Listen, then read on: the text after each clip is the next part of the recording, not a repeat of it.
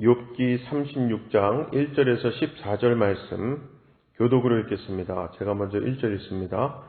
엘리후가 말을 이어 이르되 나를 잠깐 용납하라. 내가 그대에게 보이리니 이는 내가 하나님을 위하여 아직도 할 말이 있습니다.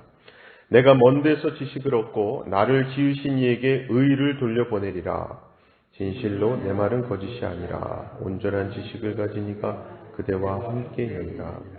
하나님은 능하시나 아무도 멸시하지 아니하시며 그의 지혜가 무궁하사 악인을 살려두지 아니하시며 고난받는 자에게 공의를 베푸시며 그의 눈을 의인에게서 떼지 아니하시고 그를 왕들과 함께 왕좌에 앉히사 영원토록 존귀하게 하시며 혹시 그들이 족쇄에 매이거나 환난의 틀에 얽혔으면 그들의 소행과 악행과 자신들의 교만한 행위를 알게 하시고 그들의 귀를 열어 교훈을 듣게 하시며 명하여 죄악에서 돌이키게 하시나니 만일 그들이 순종하여 숨기면 형통한 날을 보내며 즐거운 해를 지낼 것이요 만일 그들이 순종하지 아니하면 칼에 망하며 지식 없이 죽을 것이니라. 마음이 경건하지 아니한 자들은 분노를 쌓으며 하나님이 속박할지라도 도움을 구하지 아니하나니 그들의 몸은 젊어서 죽으며 그들의 생명은 남창과 함께 있도다. 아멘. 이번 욥기 36장은 엘리후의 네 번째 변론입니다.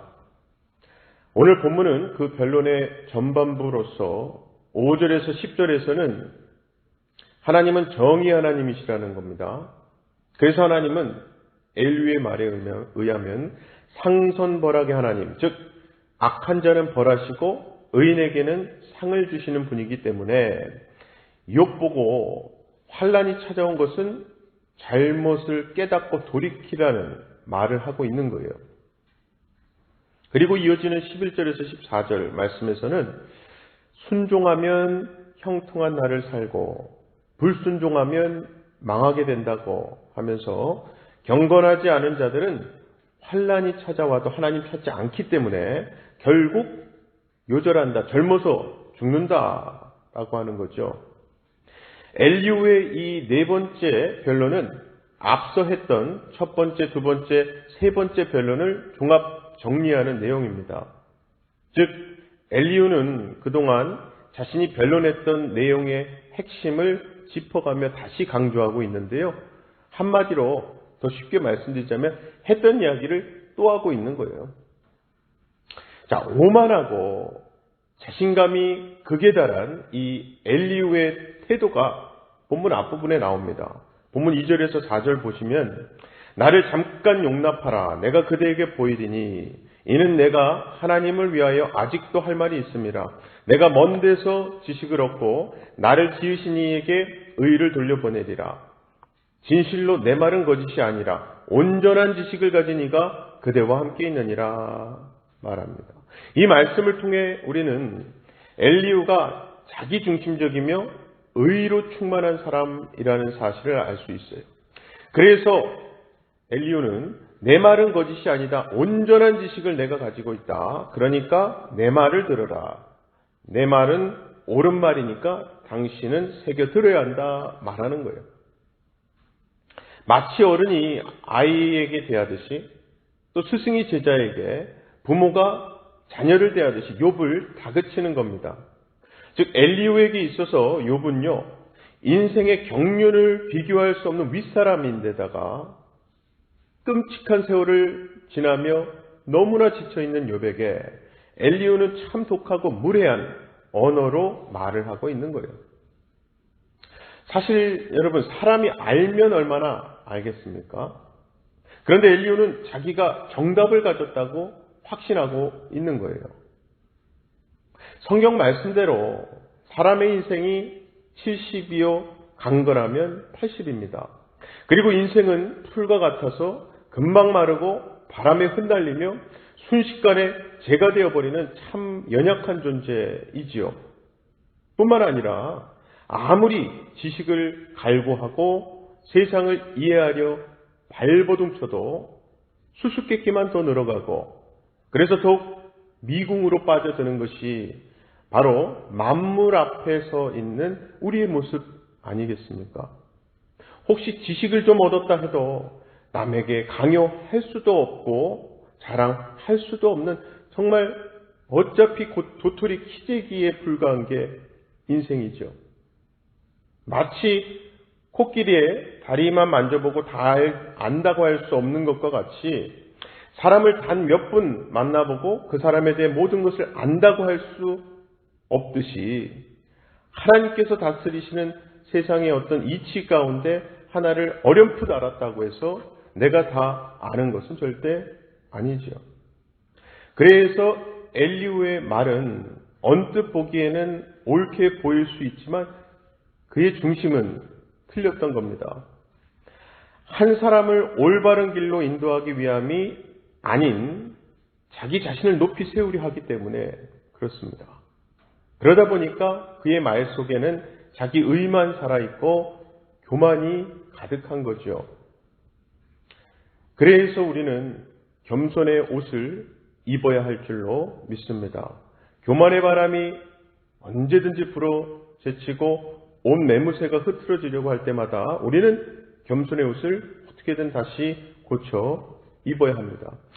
잠언 18장 12절 말씀에도 사람의 마음의 교만은 멸망의 선봉이요 겸손은 존귀의 길잡이니라 말씀하셨죠.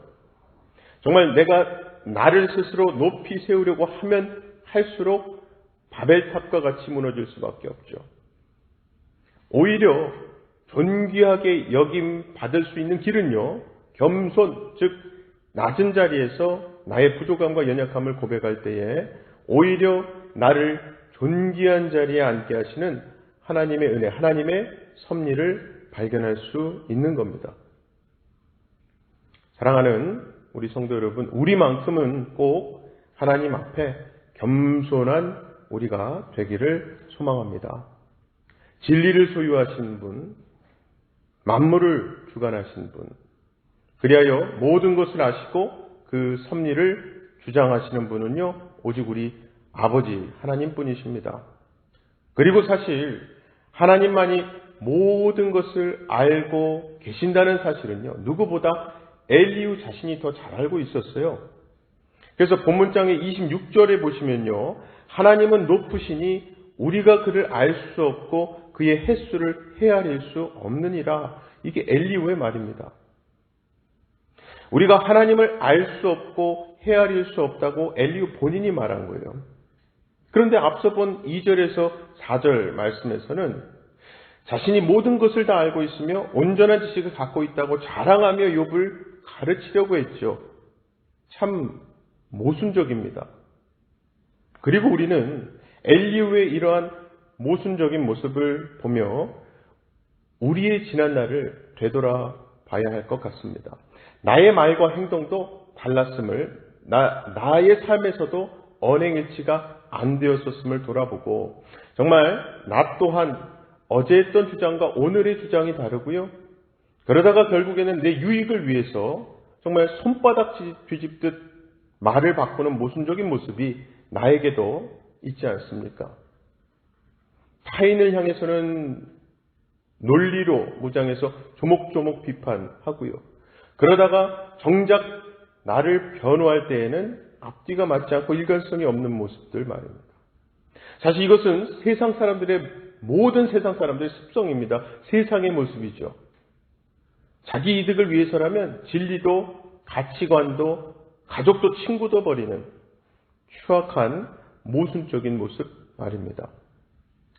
그렇기 때문에 우리는 더더욱 나 중심이 아닌 하나님 중심, 말씀 중심으로 살아가야지만 생명의 문 되시는 예수 그리스도를 통해서 진리의 길, 말씀의 길을 걸어갈 수 있는 겁니다. 아무쪼록 나 스스로를 높은 곳에 두고 살며 때로는 남을 깎아내리며 상처를 주던 어리석은 교만을 십자가에 못 박으시고 하나님 중심, 말씀 중심으로 사심으로 겸손해지는 저와 여러분 되시기를 주님의 이름으로 간절히 축원합니다. 두 가지 기도 제목 놓고 기도하실 때에 남을 정죄하는 교만함의 유혹에서 벗어나 언제나 하나님 앞에서 겸손해지는 내가 되게 해달라고 기도합시다. 두 번째 기도 제목은요, 자연재해와 재난으로 피해를 입은 지역, 특별히 요즘 토네이도로 인해서 미국 중부 지역이 큰 피해를 입었죠. 또 뿐만 아니라 전 세계적으로 자연재해로 인해서 많은 사람들이 고통을 겪고 있습니다. 그런 지역의 복구와 또 그로 인해 고통당하고 계시는 분들 위해서 기도 부탁드립니다. 함께 기도하겠습니다. 사랑의 아버지 하나님, 하나님 은혜와 하나님의 높으심 앞에 감사와 찬양을 올려드립니다. 무엇보다 우리가 가만히 놔두면 언제든지 고개를 들고 하나님보다도 높은 자리에 올라가려고 하는, 시시때때로 곳곳에 바벨탑과 같은 것을 쌓으려고 하는 습성, 죄성이 있는 인간임을 고백합니다. 무엇보다 엘리후를 볼 때마다 우리 또한 엘리후와 같이 모순적인 모습과 말, 그리고 상대를 정죄하거나 또 뜻하지 않게 상처를 주는 경우들이 많았었음을 다시금 깨닫게 되오니, 지나온 것들에 대해서는 하나님 앞에 회개하고 용서를 받게 하시고, 오늘 이 순간부터 우리가 경험하게 되는 만남과 대화 속에서는 오늘 주신 말씀 붙들고 더욱더 하나님 말씀의 뜻에 맞게 예수 그리스도의 향기를 드러낼 수 있는 우리의 언행이 될 수 있도록 붙잡고 역사하여 주시옵소서. 특별히 자연재해로 인해서 너무나 많은 분들이 고통에 신음하고 있습니다. 당장 우리 가까이 있는 이 중부 지역 토네이도로 인해 피해를 입은 많은 분들, 그 지역 복구 작업을 하나님 역사하셔서 순조롭게 잘 복구될 수 있도록 도와주시고, 또 가족을 잃고 부상으로 인해서 고통 중에 있는 많은 분들이 다시 회복될 수 있도록 하나님께서 치유의 역사를 베풀어 주시옵소서. 그래야 그분들이 일상의 삶으로 돌아올 수 있도록 모든 필요한 사항들을 우리를 통해서, 주변 사람들을 통해서 지원받게 하시고, 무엇보다 하나님의 긍휼히 여기심으로 인해서 그 상처받고 지친 심령들이 회복되고 다시 하나님 안에서 평화를 되찾을 수 있는 귀한 은혜를 허락하여 주시옵소서. 오늘도 우리 삶 가운데 작은 것들도 다 감사거리일 수밖에 없고, 우리로 하여금 하나님께서 베풀어 주신 은혜인 것을 깨닫고 어느 순간 어느 장소에서나 감사가 넘쳐나는 우리의 삶이 되게 하시 좀 있사옵고, 예수 그리스도의 이름으로 기도합나이다. 아멘.